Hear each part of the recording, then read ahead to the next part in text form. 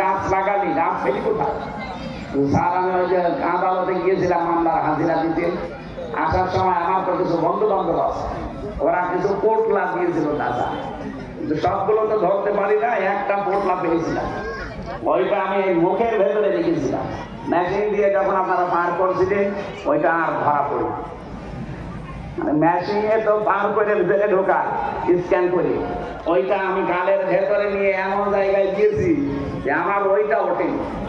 ভেতরে চলে আসার পরে ওইটা আমি ট্রাপ বানিয়েছি, যে বোতল দেন পানি খাওয়ার জন্য, বোতলের মুখ কেটে ফেলে ওর ভেতরে মাটি দিয়েছি, ওই মাটি দিয়ে ওখানে পানি দিয়ে এরপরে গাঁজার বীজ দিয়েছি। এই 2 মাসে দেখেন কত বড়